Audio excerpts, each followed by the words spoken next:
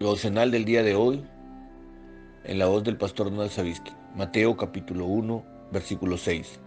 Isaí engendró al rey David, y el rey David engendró a Salomón, de la que fue mujer de Urías. Hermanos, hoy día seguimos con la genealogía de Jesucristo.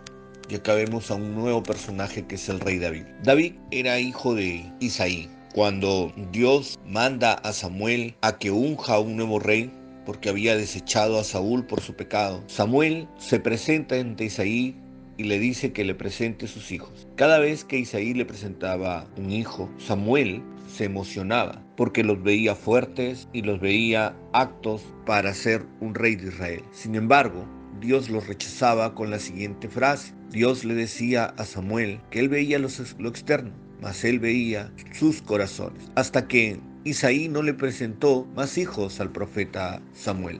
Entonces el profeta Samuel le pregunta si tiene otro hijo y le dice claramente que tiene un hijo que está pastoreando ovejas. Esto es interesante porque el trabajo de cuidar ovejas era un trabajo muy denigrante para aquella época.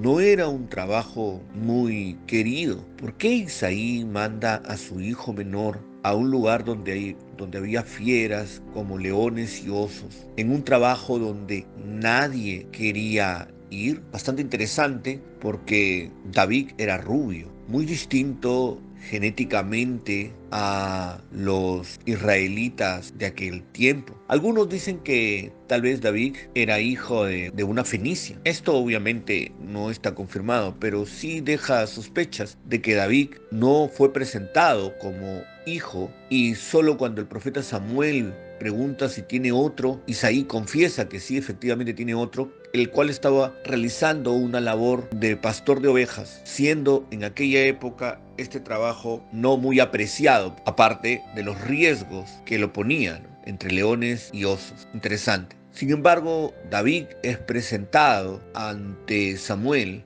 y Samuel recibe de parte de Dios la noticia de que él era el rey que Dios había levantado para Israel. David es ungido, pasa cientos de peripecias en su llegada a ser rey, porque Saúl, por envidia, le hace la vida de cuadritos, y literalmente después de muchos años en estos peripecias por el desierto, siendo perseguido David, a David se le juntaban varias personas. Y había un séquito de David en el desierto, en las persecuciones de Saúl, a los que se les llamaba los 40 valientes, que hicieron muchas cosas increíbles, ¿no? Mientras David era perseguido por el rey Saúl. Uno de estos era Usías, a quien David, cuando fue coronado rey, lo asesina para quedarse con su mujer. Era uno de sus 40 valientes quien hizo todo el tiempo la voluntad de Dios. Y después, obviamente que David se arrepiente, pero paga todas las consecuencias de su pecado.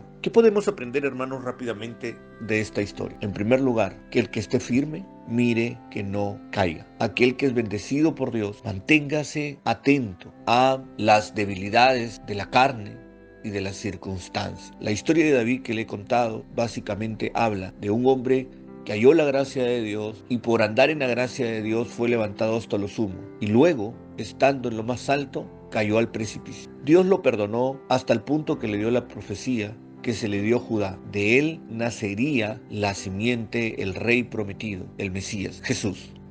Pero su historia es la historia de una persona que no se ocupó de su comunión con Dios y cayó a lo más bajo y en pecado. Pero aún así se arrepintió y Dios le dio la promesa más grande, que de él iba a salir el rey que fue prometido.